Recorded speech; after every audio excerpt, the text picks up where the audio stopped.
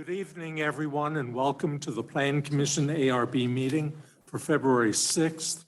If anyone has electronic gadgets, please turn them on silent, including anyone who's on virtually. Before we start, we have a couple changes on the agenda. First, item 1 under public hearing. It will not be a public hearing tonight. It'll just be an internal discussion, and we will allow people in the audience to make comments. And secondly, under new business, item 1, 26 and 27 Brentmore Park will be postponed at the request of the owner. With that, Ryan will start the roll call. Steve Lichtenfeld. Here. Carolyn Gatus. Here. Bridget McAndrew. Here. Bob Denlow. Ellen DeFate. Here. Kami Waldman. Here. David Gibson. Here. Okay. We do have minutes from the previous meeting on January 17th. Are there any changes? No. Seeing none, do we have a motion? I'll make a motion to approve the minutes. All in favor? Aye. Opposed? Okay. Let's move on to our discussion of Chapter 410, Article 14, the Maryland Gateway Overlay District. Okay, so as Steve mentioned, this is not a public hearing, which means that the Plan Commission cannot make a formal recommendation or decision at this time, but we can review. So we previously had a discussion session related to recommendations that came from the Board of Aldermen to make amendments to the Maryland Gateway Overlay District. These amendments look to address two goals and concerns that were expressed at that level. One, ensuring future development or renovation matches the scale of existing structures, and two, to protect the historic character of the block. This is specifically related to the area within the Maryland Gateway Overlay District that fronts the north side of Maryland Avenue between North Brentwood Boulevard and North Forsyth Boulevard. Contained in your staff report is a summary of the proposed amendments. There's various changes to a number of sections contained within the overlay district. Those include removing this block from eligibility to be redeveloped as a planned unit development, reducing the maximum building height from 3 stories or 35 feet to 2 stories, adding in a condition that the maximum floor area again cannot be modified through a planned development process, adding a setback requirement for the front yard that establishes the setback based on the existing setback that you would see today along this block. And then also adding an architecture review board standard that requires the use of masonry or brick as the primary feature of that facade. Thank you. To get the discussion started, I'll just make a few comments. We'll go around and then we'll open it up to the public. Basically, I think this area that are called the Williamsburg Shops, they are one of the final, if not the absolute final, charming little areas in Clayton. We've lost so many of them over the past couple decades as we've been the benefit of much more development, that it would be nice to see this retained in some way, not without changes, of course, but that's what we're considering. So we have gone through the 5 or so items that Anna has just gone over quickly, and I feel that we should be talking about each one more as necessary. So Carolyn? I'm not sure. I think what we're looking at really is your finalization of the text. Is that what we're looking at here from the last presentation, or is something dramatically different? No, there weren't any substantial changes. The last discussion didn't recommend any, so we just formalized that in a text amendment format and then provided the staff report today. However, due to mailings not meeting the requirement for a public hearing, that's why it's been downgraded to just a discussion item. I don't have any further comments on it. I think it looks great. Bridget? I think Steve, you did a good job of summarizing the reason why we're talking about it and why it kind of came up through the Board of Aldermen as a discussion item, and then it came to this board. I absolutely appreciate the motivation behind the changes. And I know we're not voting on anything tonight, but I remain concerned about inhibiting the property owner's right to build, even up to 3 stories as it stands right now. So that continues to be a concern of mine, and I'll just continue to think about it since we're not voting on it tonight. Bob? I don't see your area as really a historic area, but it sure is charming. And I think, as Steve says, it has one of the last legacies of old Clayton. And I think a lot of us would hate to see it go. At the same time, it's been pretty regulated for a long time. But now that we're taking away the PUD for you, the planned urban development, that will keep it from being a high rise or whatever in the future.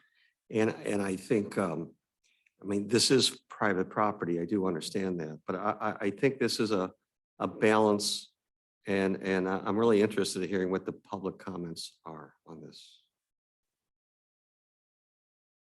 Ellen? What caught my eye is the height is limited to 2 stories or 35 feet, whichever is less. So if I did 2 stories, I could make it 35 feet. Right? That Yes. is going to change the scale of what's there. I could do a 1-story, normal 1-story, and then take the 2nd story and put a mezzanine or a loft in. So I've got 3 stories, not totally 3 usable stories, but I think if we want to keep the scale, which I do think is charming, we've got to be cognizant of how that could be played. The 35 feet and 2 stories could be played with. If I do a 20-story first floor, the show windows are going to be vastly different than my neighbors.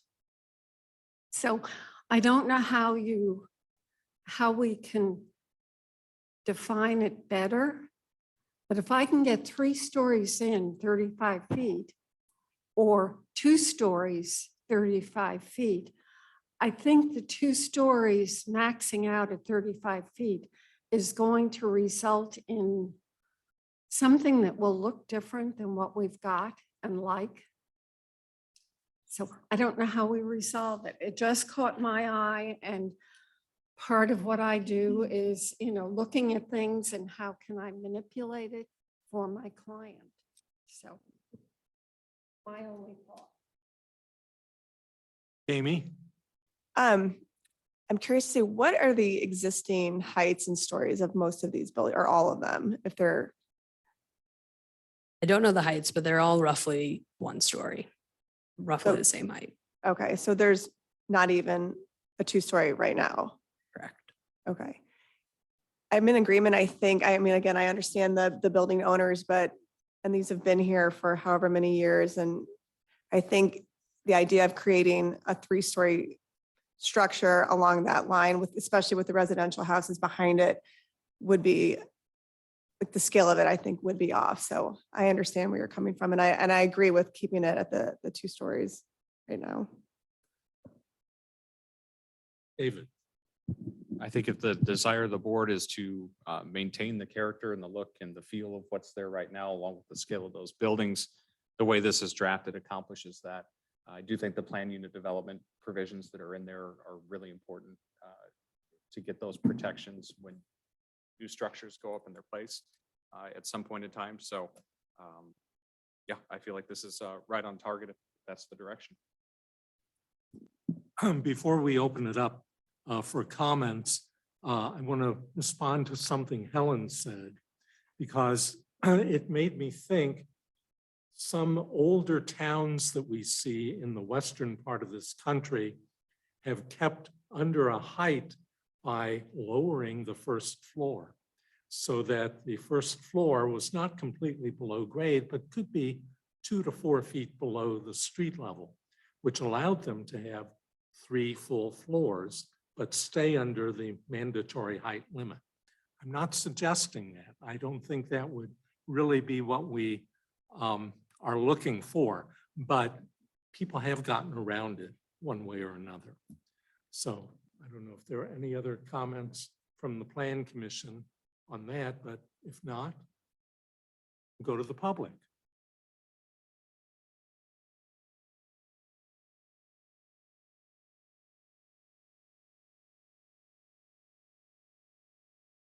My name's David Belsky. For those that don't know me, I know some of you do know me. I appreciate you allowing me to come up and speak for a couple of minutes.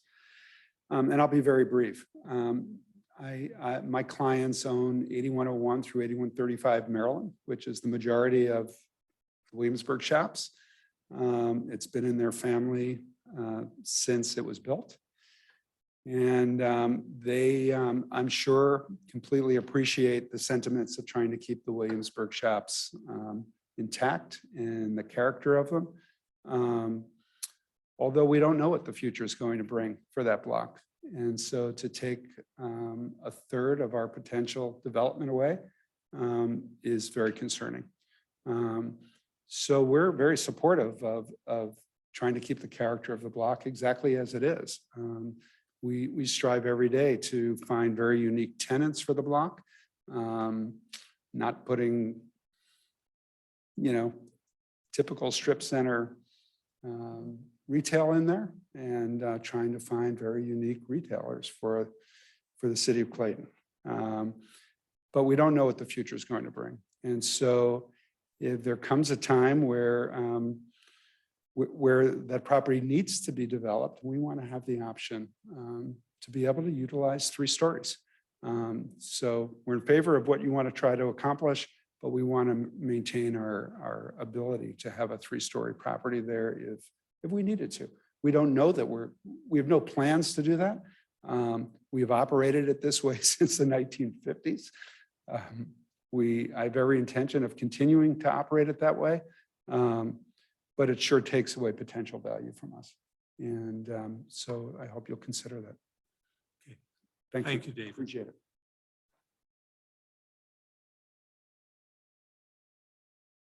Sure.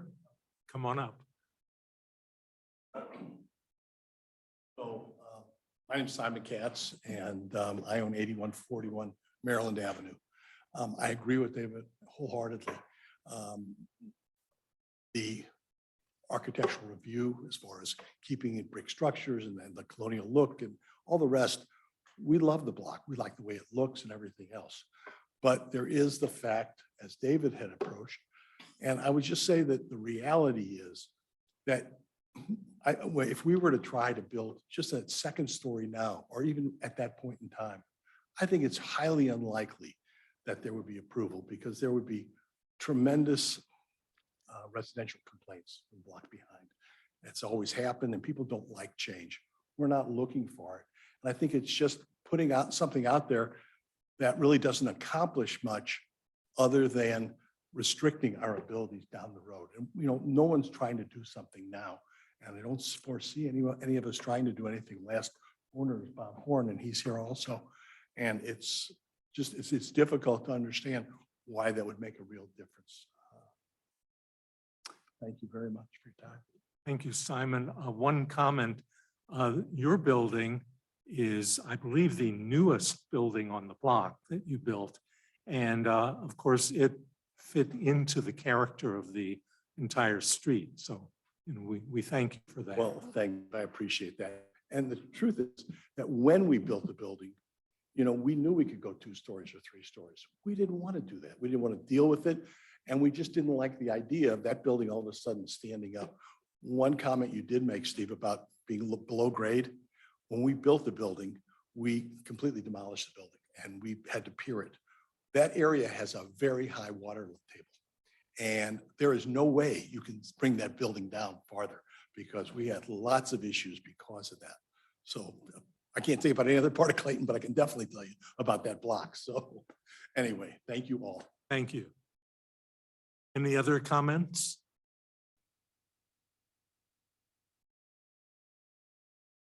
Welcome back, Elizabeth. Thank you. I'm Elizabeth and I live on Brighton Way. And I've lived in Clayton, right next to Shaw Park for the last 25 years and had lived here for 10 years sometime before that. I love Clayton for what the character used to be. The Central Business District used to have character. We used to have North Central, North Merrimack, North Brentwood, and North Beamiston had beautiful buildings that could be utilized by smaller businesses that would make people come in.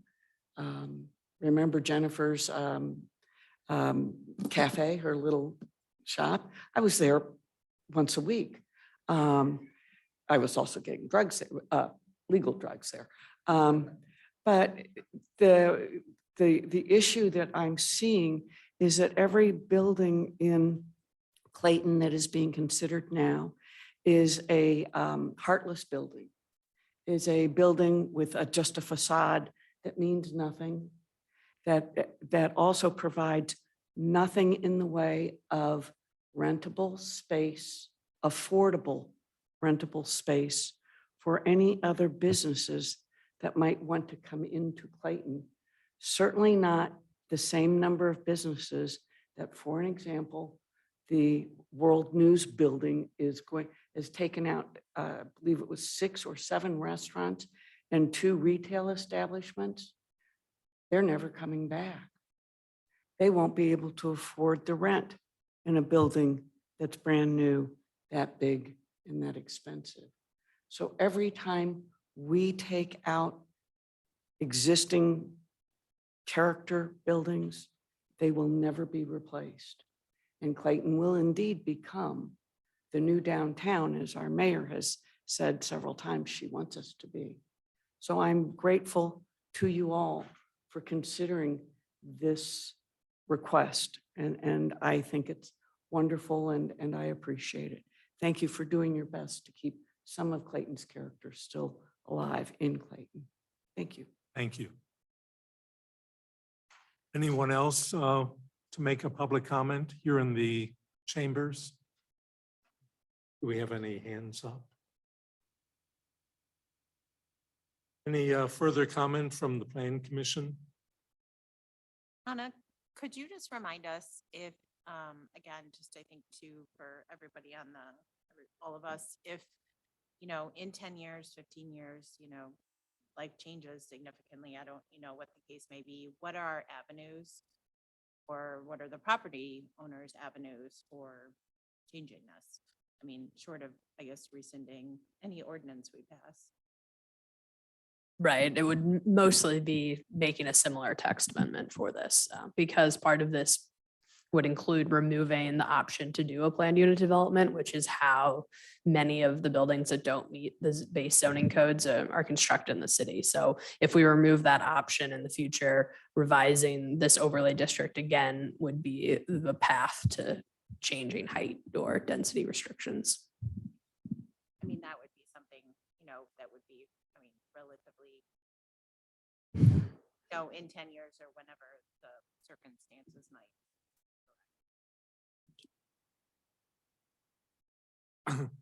And since this has only been a discussion session, I assume we'll have a public hearing sometime in the near future. Correct. Yes, we've scheduled all the advertisements to go out so that the meeting on the 21st would be a public hearing. So that's our next Plan Commission meeting.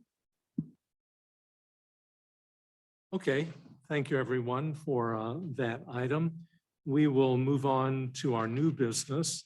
And as I indicated previously, item 1, 26 and 27 Brentmore Park will be postponed, but we do need to make a motion to postpone it from tonight to a future meeting.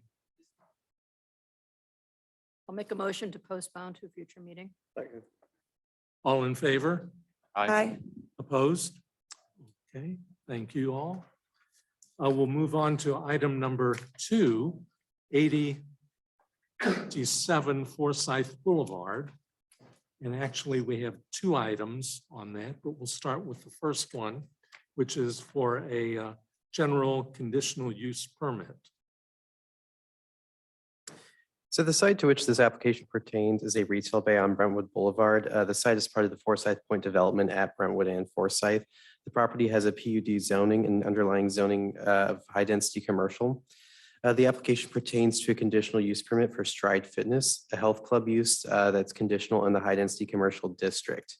An in-depth review of the criteria provided in the staff report, and I'll highlight some of those key points. So the space to be occupied is about 2,300 square feet. Hours of operation are projected to be 5 a.m. to 7 p.m. Monday through Friday, and 7 a.m. to 3 p.m. Saturday and Sunday. Parking is provided via the 1,250 spaces in the attached garage. Waste is handled through the rear alley. The proposal is not anticipated to generate obnoxious noise or odor and is not expected to have detrimental impact on public health, safety, and welfare.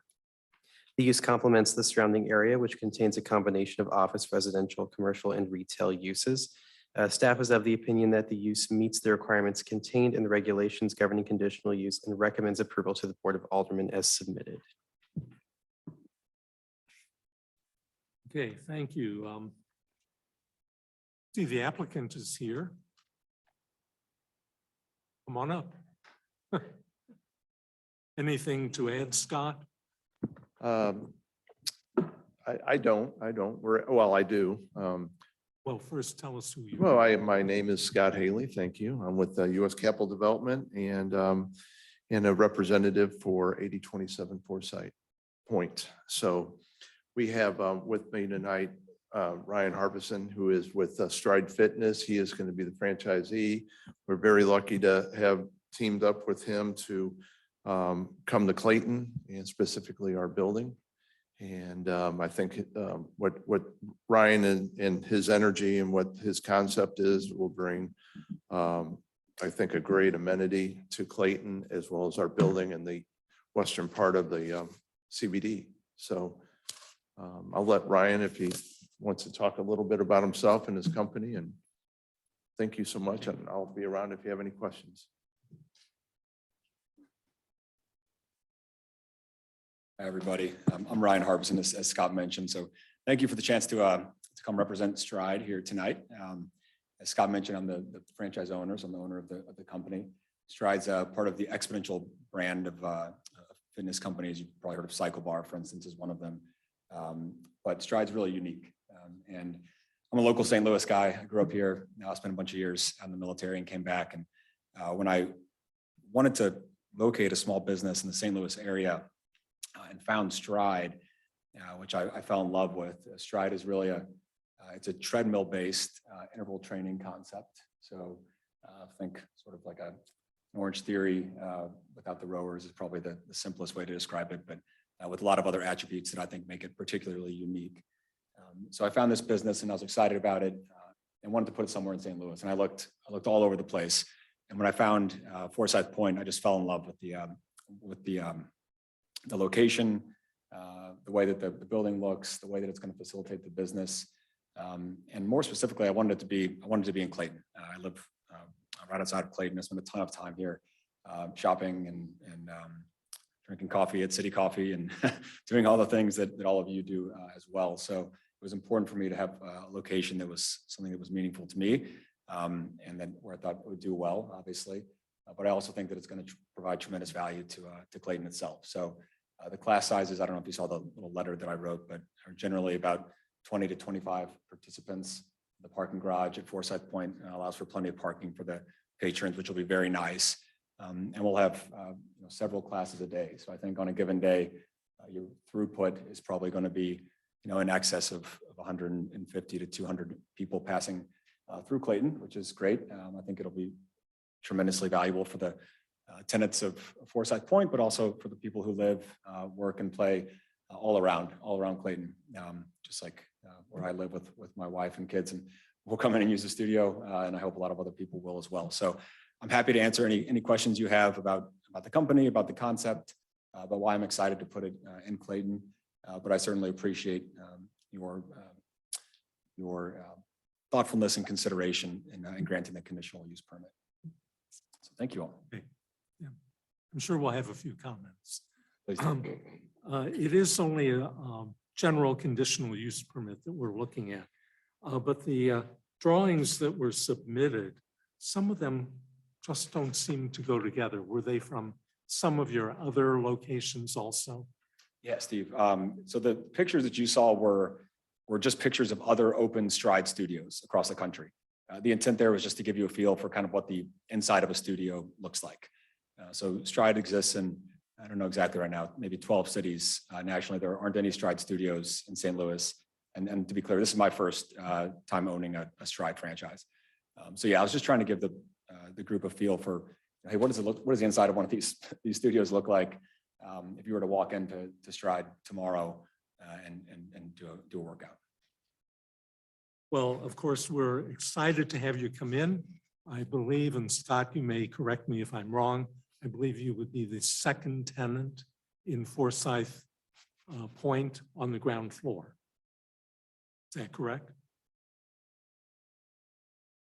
The first? Well, that's even better. What about First Watch? Oh, well, that is correct, but that's in the commerce side of the. Okay, Yes. well, welcome to be the first. Whatever number I am, I would certainly take it. So Good. He's never won in our hearts. Good. Well, we'll go around and see if there are any other comments. Carolyn? Thank you for your time. I actually don't have any comments on it. I think it's great. Great idea. Bridget? No, I don't have any either. Welcome to Clayton. Bob? I think if all the Clayton residents who go to your place to work out come out as healthy looking as you, it's great for the city. Welcome. Ellen? I think it's a great idea. So good luck and welcome. Jamie? I'm in agreement. I think it's a great idea and excited to have you. David? No questions or comments. Looks good. Okay. We do need a motion to recommend approval of the CUP to the Board of Aldermen. I'll make a motion to approve the CUP to the Board of Aldermen. Second. All in favor? Hi. Opposed? Okay, thank you. We'll move on to item number 3. And Scott, you're still here, so stay here. Ryan? So this subject property is the Forsyth Point development at Brentwood and Forsyth. Back on November 7th of last year, this board approved a sign subdistrict for Forsyth Point that outlined size, material, and location requirements for new signs. The applicant is seeking to amend the requirements of the subdistrict to modify 2 locations. One location is a wall at the entrance of the eastern tower. The sign will be non-illuminated aluminum and will feature the tower's name. The other location changes the form of a previously approved ground sign. The sign will be made of aluminum and illuminated internally. Staff is of the opinion that these proposed signs are compatible with other signage on the property as well as the surrounding area and recommends approval as submitted.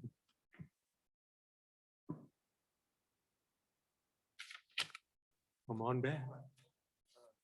Scott Haley.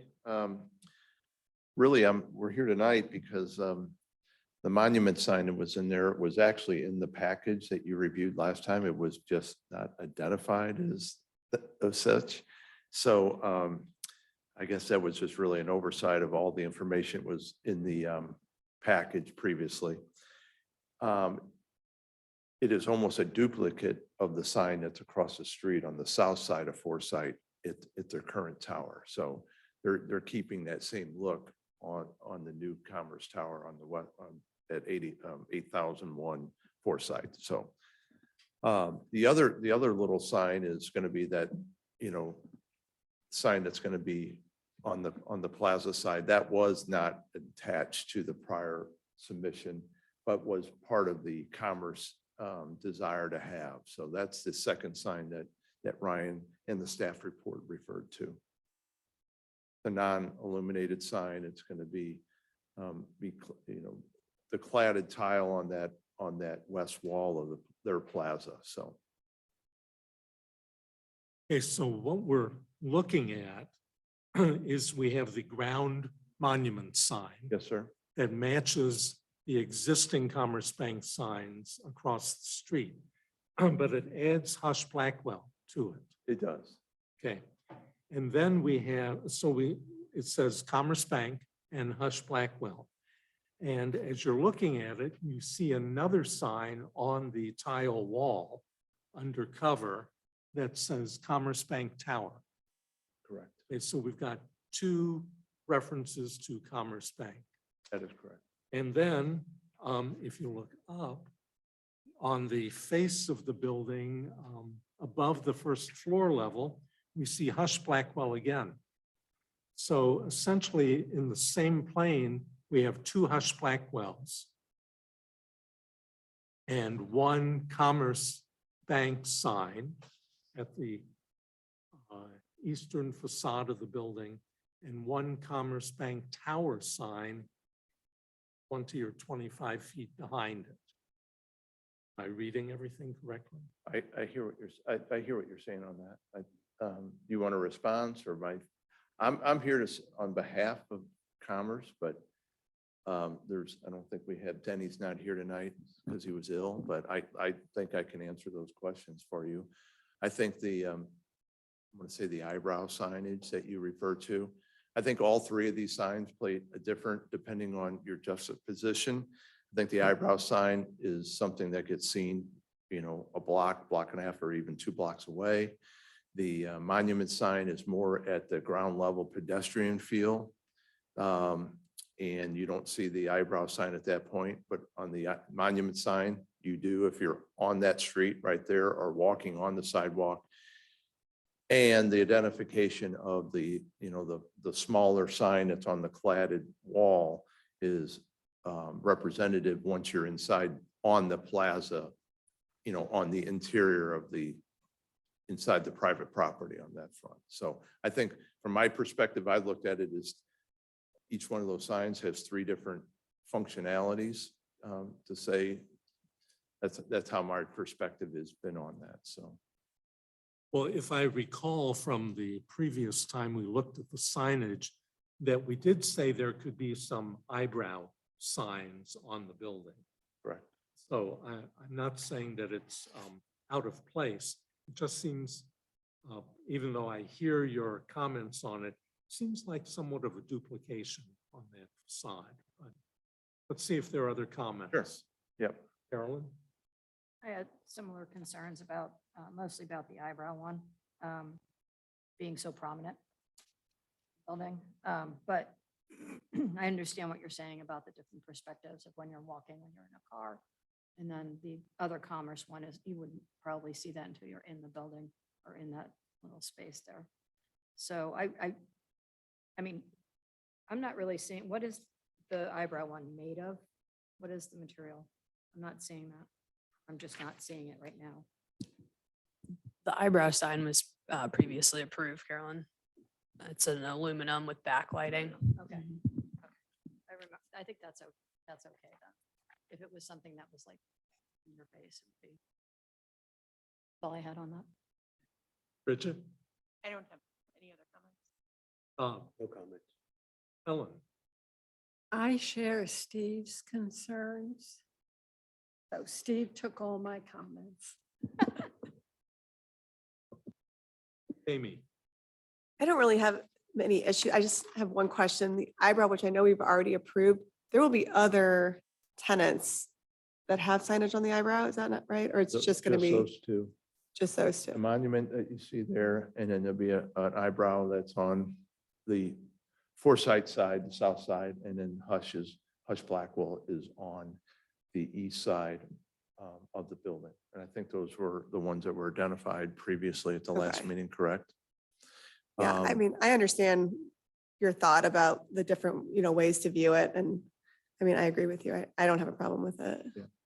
I appreciate that. I think again, I think for, at least for the monument sign, that was just representative, but it wasn't identified as a monument sign. So unless you have ESP and what was there that night, you would not have seen it, obviously. But if I appreciate the comments and hear it, if you guys want to take action on that, and if it's not in an affirmative, I'd like to defer that section so we could have Denny or somebody with Commerce Bank rather than just through me on that. I appreciate that. So. Well, first, I don't have any comments. from what you said, Scott, I just re-walked and re-drove. And as you're coming up the hill from Beamiston to Central, you would be able to see the eyebrow sign. And you would not be able to see the ground sign. So I think I'm okay with it. Okay. Okay, great. So Just what for we- clarity too, Chairman, just for clarity, the signs that are proposed, I know on the package, they identify specific tenant names. However, this is an amendment to a sign sub-district. So those approving them does not mean that it will always and forever say Commerce and Hush Blackwell on that sign. This is where they would be allowed to have signage. So that actual tenant names could be changed in the future, but the size, location, and materials would be the same. Thank you. Any further comments? Any comments from the audience? All right. No hands raised. All right, thank you. We have a staff recommendation to approve as submitted. Second. I'll make a motion to approve as submitted. Second. Second. All in favor? Aye. Opposed? Okay. Thanks, Scott. Move on to item 4, 8110 Roxborough Drive. And Adam, oh, okay, they're online. Okay, Ryan. So the subject property is located on the south side of Roxburgh Drive between Sudbury Drive and Francis Place. The property is zoned R4 and is located in the Glacier Urban Design District. The property is developed with a 2-story multifamily building with below-grade parking. The parking is accessed via a driveway that descends below grade to garage doors on both the east and west sides of the building. The earth surrounding the driveways are held back by concrete retaining walls. The project consists of the replacement of a retaining wall on the east side of this property. Retaining walls are common on the street as most properties experience a slope and have below-grade parking. Nearby walls are usually comprised of concrete cinder block or standard modular block. The project proposes the replacement of a concrete retaining wall with a standard modular Versalock. The Versalock has a textured face and straight-lined edges and has a varying brown earth tone color. Guidelines for new retaining walls require that modular blocks comprise of 3 different sizes, varying color, and tumbled or rolled edges. The Clayshire Urban Design District also prohibits the use of wood ties, Versalock, Keystone, Windsor, or similar modular block systems that are visible from the street or from the ground level of any adjoining residence. Adjoining residence. As proposed, the new wall will not meet the architectural guidelines for modular blocks or the Clayshire material requirements.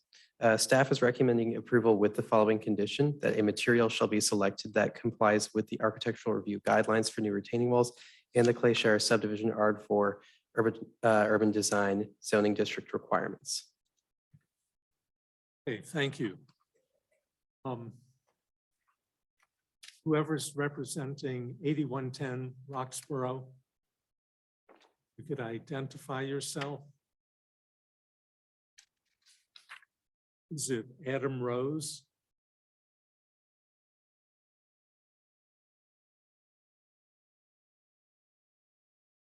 If you could unmute yourself and give us any further comments. Yes, I'm Adam Rose with Dunright Landscapes. Are you aware of the staff report? No, sir. Well, basically, what you have submitted does not match the Clayton Garden Urban Design District. or the Clayshire subdivision urban design district. And staff is recommending that you meet the requirements of the district. Gotcha. Yeah, I can review that, and then what are the recommended requirements or recommendations? Well, according to the staff report, you would have a choice of using Versalock, Keystone, Windsor, or similar modular block systems in the retaining wall. Those are Oh, the the prohibited opposite. materials. Yeah, I skipped a part.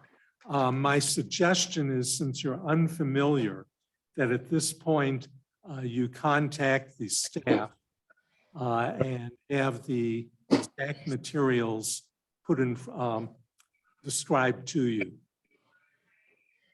Okay, yeah, I can contact them, and then yeah, because it's proposed with Versalock, and that's not a material they're approving, is what you're saying? That's correct. Okay, well, then I'll reach out to them, and then we'll update the material options and go from there. Okay, and what we will do is we will postpone this to a future meeting. Okay. Yeah, I can. Sounds like a plan. Our city manager just recommended that to move it along, we could have you submit the materials directly to the staff for approval. Okay. Are you comfortable with that? Yes, sir. Yeah, I can You do are that. too. Okay. Okay, then we will make a motion to that effect. We had Okay, any- thank you. I'll make a motion. I'll make a motion that the materials approved by Architecture Review Board and Clayshire District, subdivision district, be recommended by staff to the applicant, and the applicant return with the appropriate materials that comply, and the staff would have the right to approve or disapprove. Are we not making a motion to approve the staff, the report, subject to having the materials approved? Yep. That's much clearer. Second. All in favor? Aye. Opposed? Okay, thank you, Mr. Rose. Thank you so much. Okay. I think our next one is number 1 Carswell Drive. Is the applicant here?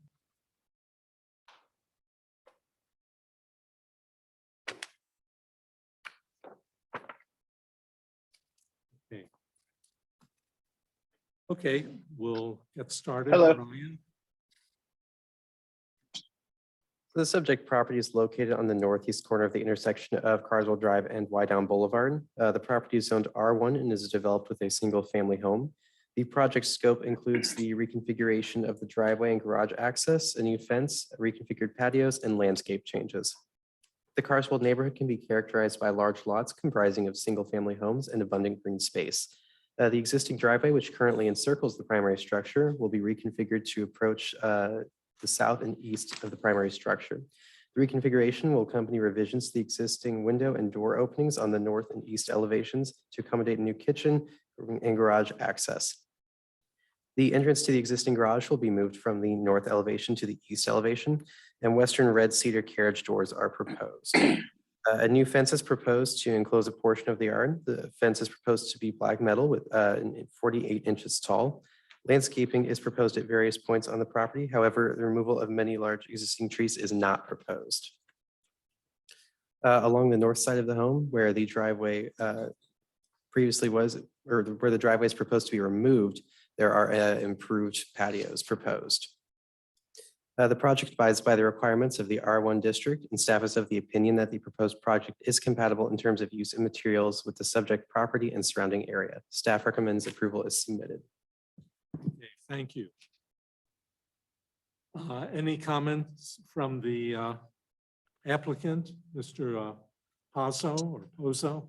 Yes, Scott Pozo with Shoto Building Group. I mean, I think Ryan's summary pretty much encapsulates what we're looking for. Currently, the driveway goes completely around the house, which basically renders no backyard.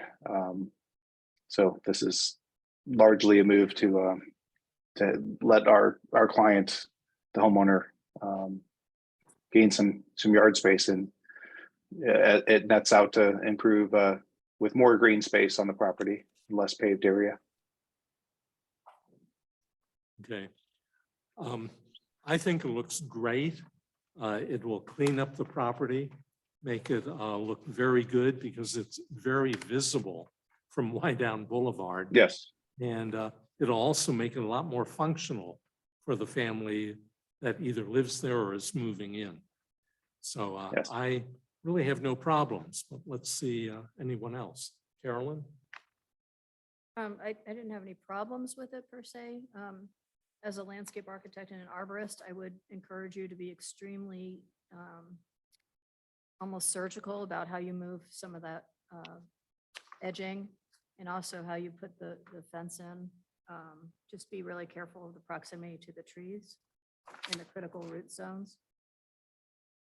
Especially the driveway, that one particular tree, which I did not walk up your driveway. I do walk your neighborhood all the time because I'm on Little Cars Fault. But Gotcha.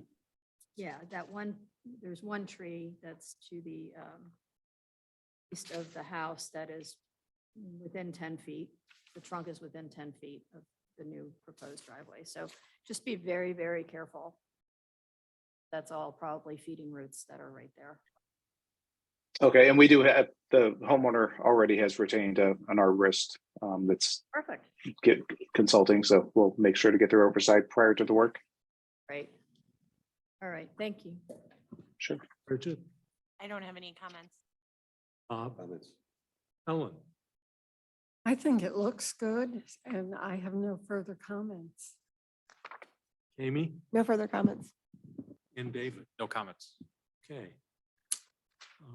Any comments from the audience? No.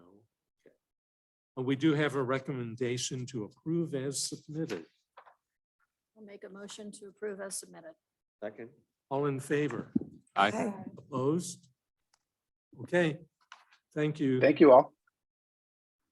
Thank you. We'll move on to item 6, which is 7733 Kingsbury. And the applicant is here, so we can get started. The subject property is located on the north side of Kingsbury Avenue at the T intersection with Linden Avenue. The property is zoned R4 Low Density Multiple Family Dwelling District and is developed with a single family home. The project scope consists of the construction of a 1-story residential addition, new sidewalk, and refinishing the existing basement. Buildings in their surrounding area are a combination of single family and multiple family structures. Nearby materials include a variety such as wood, stone, stucco, brick, and shingle siding, all in a variety of colors. The proposed addition will match the existing building materials with gray wood siding. As proposed, it meets setback and coverage requirements for the R4 zoning district. The staff is of the opinion that the proposed addition will result in a minimal visual impact and is compatible with both the existing structure and surrounding neighborhoods. Staff recommends approval as submitted. Okay, thank you. The applicant. Thank you for waiting around, but come on up.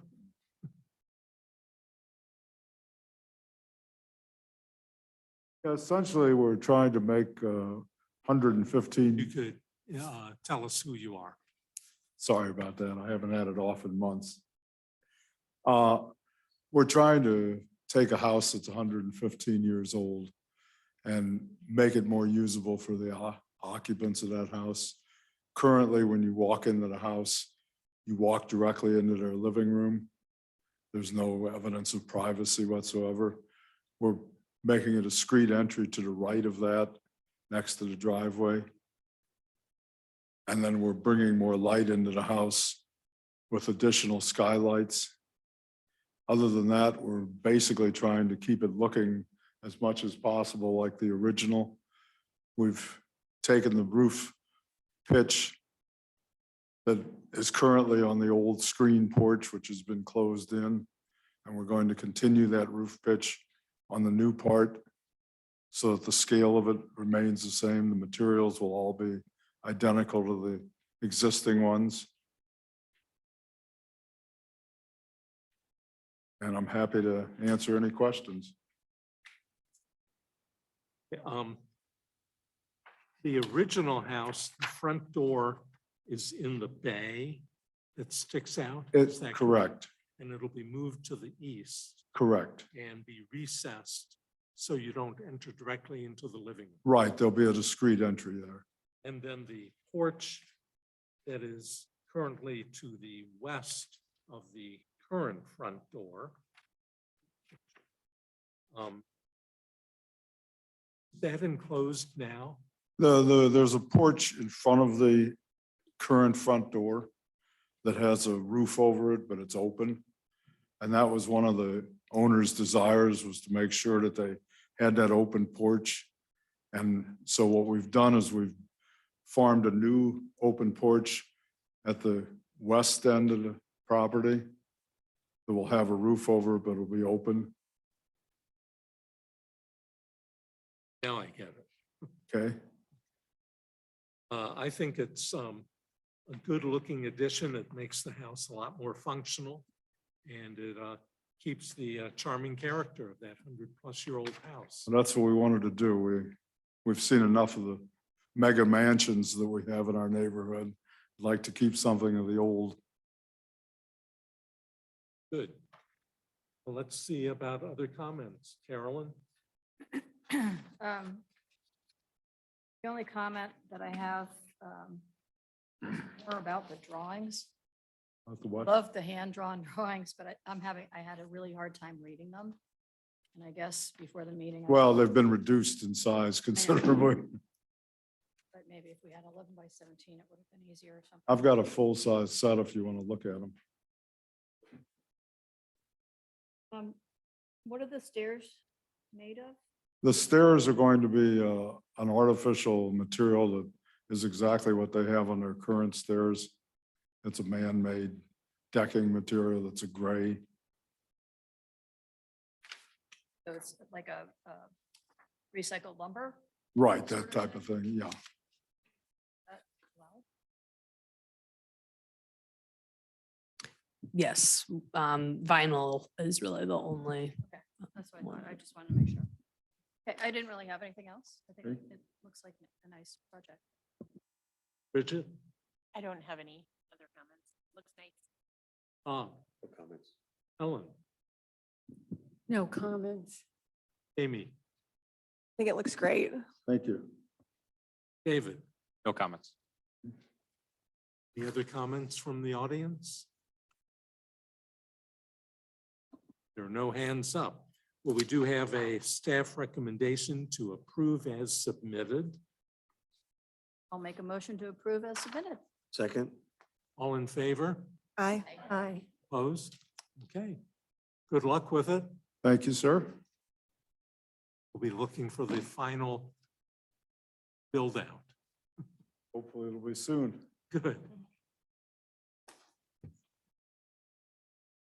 We've come to the end of the agenda business, but we have one more, and that's to discuss again about the comprehensive plan that's coming up. And Anna, do you want to start out with it, or? Sure. Well, I have the 3 packets for those of you that will be serving on the interview committee. As last week was the deadline for that. We have all of our responses and we're looking to have everybody involved with the interview panel complete reviews of these packages by the end of this week, because we have the majority of our teams involve at least one out of town member. And so in order to give them enough time to get here for in-person interviews at the end of this month, we'd really like to make those notices by the beginning of next week. So I have the packets here for those that will be serving in that role.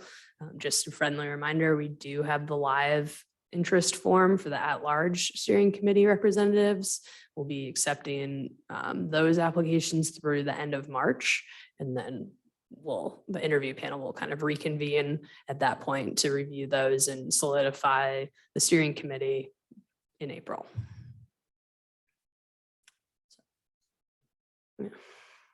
You have something hidden that you want to pass out? Well, for the three members, I know that we spoke earlier today. I didn't know if you guys had all discussed and everybody knows who the three are, or if you need me to Well, ceremoniously announce. for the first volunteer. Yeah, what we did have to go through it, and of course, 3 of us will be on the interview committee, 3 of us will be on the steering committee. And on the interview committee will be Carolyn, Helen, and Kami. And the steering committee will be Bridget, Bob, and me at this point. And of course, the steering committee will be open meetings. The interview committee will not be open because that has contractual obligations with the city. State those all correctly. Okay, did I leave anything out? No, I don't think so. So the interview panel, I'll give you your packets. Feel free to contact me as you go through these. These, like Steve said, these items, we aren't posting all of this. So you just ask me if you have any questions going through what we'll need, and then we'll follow back up. I will ask, and it's in here as well in a little letter, but right now we're targeting the last week of February 27th, that week for the interviews. So if you, Carolyn and Helen and Kami, can check your calendars and just send me if there are any dates during that week or time blocks that will be hard for you to make or you'd be unavailable. Let me know for those and we'll follow up to try to get some times. If I may ask, how many companies have filed? Right, we received 6 responses. Very good.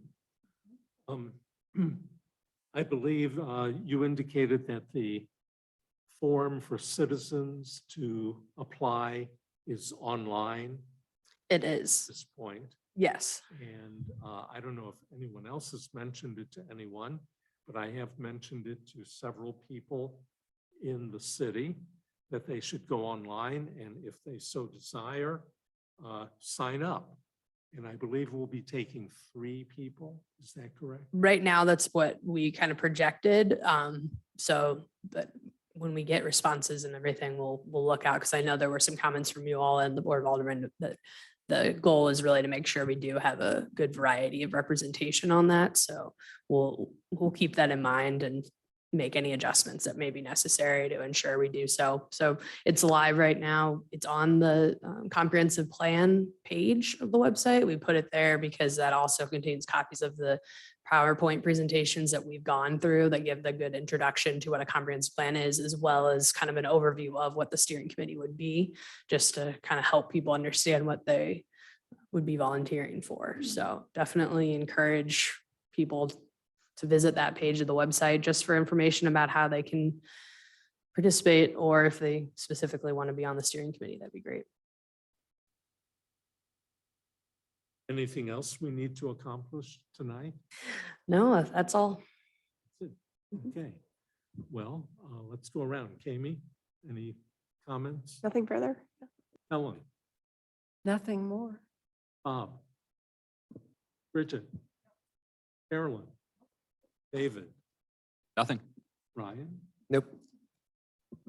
Stephanie, Anna.